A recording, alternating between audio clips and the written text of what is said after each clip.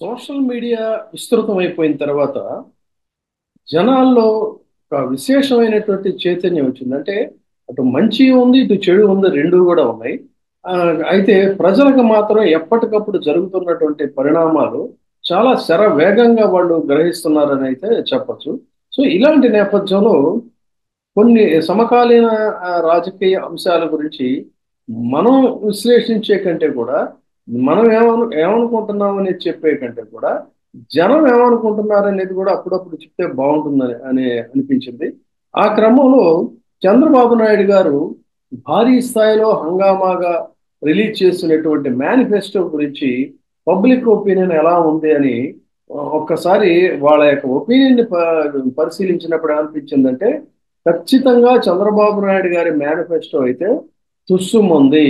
ఆయన పాపం ఎంతో ఎక్సర్సైజ్ చేసి జగన్మోహన్ రెడ్డి గారి మేనిఫెస్టో నుంచి కొన్నిటిని పికప్ చేసి వాటికి ఎక్స్టెన్షన్ ఇచ్చి పొరుగు రాష్ట్రాల్లో ఉన్నటువంటి మేనిఫెస్టోలను తీసుకుని దానికి అతికించి ఇన్ని రకాలుగా ప్రయాసపెడితే తీరా కూటమిలో ఉన్నటువంటి సరే దాని గురించి మనం మాట్లాడుతూనే ఉన్నాం. ప్రధాన మిత్రపక్షం అయినటువంటి బీజేపీ అసలు దాన్ని అంటరాని మేనిఫెస్టోగా అడ్డుకోవడానికి కూడా ఇష్టపడనటువంటి రీతిలో దాన్ని దూరం పెట్టింది. అక్కడే అసలు ఫస్ట్ ఈ మేనిఫెస్టోకు ఉన్న క్రెడిబిలిటీ అనేటువంటిది పోయిందని చెప్పాలి. మరి చంద్రబాబు నాయుడు గారికి ఉన్న క్రెడిబిలిటీని బట్టే ఆ మేనిఫెస్టోకి కూడా ఆ క్రెడిబిలిటీ అంటే ఆ విశ్వసనీయత అనేటువంటిది పబ్లిక్ లో ఉంటుంది.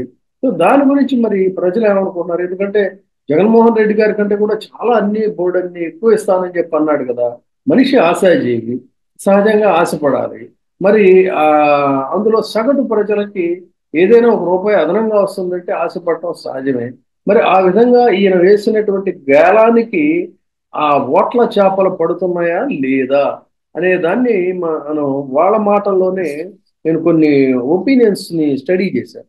చేసినప్పుడు చూస్తే ఎంత పరిణతి చెంది ఉన్నారనంటే అంటే వాళ్ళ వాళ్ళ జీవన శైలి, వాళ్ళ కట్టు బొట్టు, వాళ్ళ భాష, యాస, ఈ అంశాలన్నీ పక్కన పెడితే కొన్ని వాళ్ళు ఇస్తున్నటువంటి స్పాంటేనియస్ గా ఇస్తున్నటువంటి జవాబులు చూస్తే ఒక గొప్ప విద్యావంతుల కంటే కూడా పరిణతి చెందినటువంటి పొలిటికల్ పాలిటీషియన్స్ కంటే కూడా పొలిటికల్ అనలిస్టుల కంటే కూడా చాలా తెలివిగా వాళ్ళు ఉన్నారు అనేటువంటిది ఆ స్పాంటేనియస్ రెస్పాన్స్. అంటే వెతుక్కొని ఆలోచించుకొని చెప్పడం కాదు, ఆ వెంటనే తడుముకోకుండా చెప్పే ఒపీనియన్ లో ఒక స్పష్టత అనేటువంటిది మనకు తెలుస్తుంది. ఒక నిబద్ధత, నిజాయితీ, వాళ్ళ కమిట్మెంట్ని కూడా దాన్ని బట్టి మనం అనలైజ్ చేయొచ్చు. అందుకని మనం ఆ విషయాలు చెప్పాలి. సో ఉదాహరణకి కొన్ని కనుక మనం తీసుకున్నట్టయితే ఒక ఒక్కొక్క ఒక అతను ఇంటర్వ్యూలకి అతను చెప్తుంది ఏంటంటే మరి చంద్రబాబు నాయుడు గారు చాలా చేస్తానని చెప్తున్నారు కదా, జగన్మోహన్ రెడ్డి గారి కంటే కూడా చాలా ఎక్కువ బెనిఫిట్స్ ఇస్తానని మీకు అని అంటున్నాడు కదా అని అంటే ఏమి ఇస్తాడైనా? ఈయన ఆల్రెడీ ఇస్తున్నాడు. ఇస్తున్న దానికి నేను ఇంకా ఇస్తాను, ఇది కొనసాగిస్తాను అని చెప్తున్నాడు. ఆయన ఏంటి ఇస్తానంటున్నాడు. దాన్ని బట్టి మనం దీన్ని ఇచ్చేదాన్ని మనం పోగొట్టుకోలేం కదా, నమ్మలేం కదా. అందులో చంద్రబాబు నాయుడు మేము అసలు నమ్మం.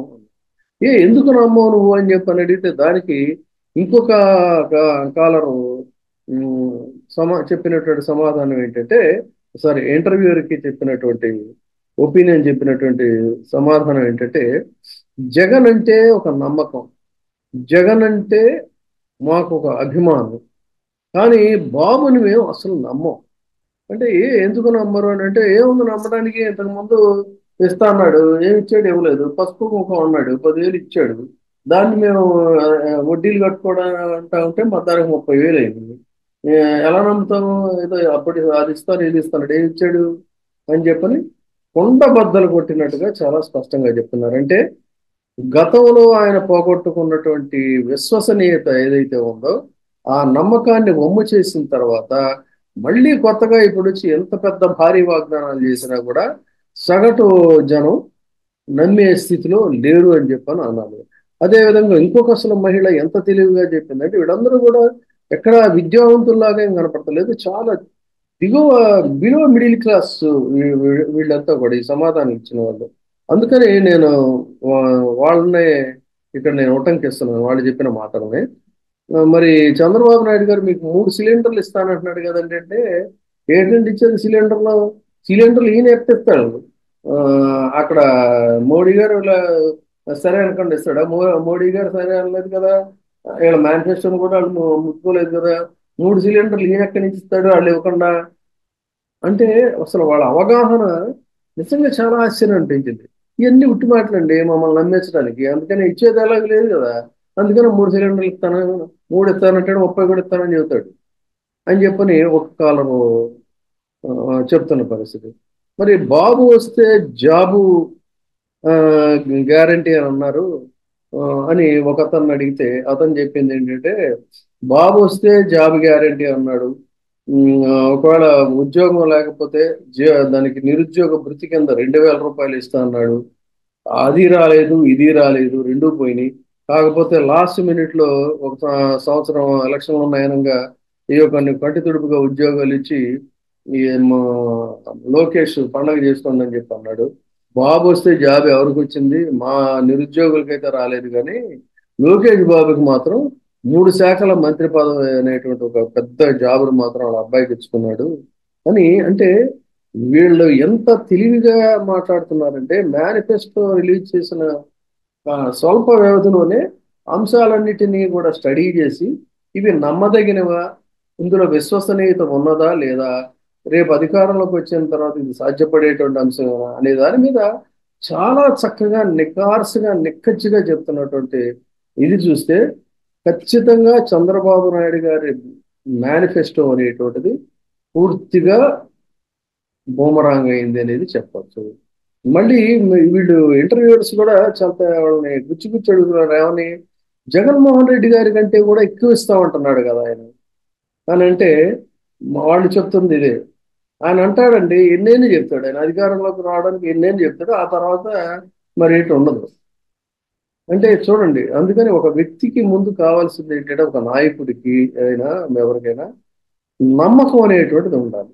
ఆ నమ్మకాన్ని పోగొట్టుకున్న తర్వాత నువ్వు ఎన్ని విస్ఫలితనాలు చేసినా, ఎన్ని ప్రామిసులు చేసినా కూడా వాటి వల్ల కించిత్ ఉపయోగం ఉండదు. మా నమ్మకం నువ్వే జగన్, మా నమ్మకం నువ్వే జగన్, మా నమ్మకం నువ్వే జగన్. నమ్మకం నువ్వే జగన్, నమ్ముతాం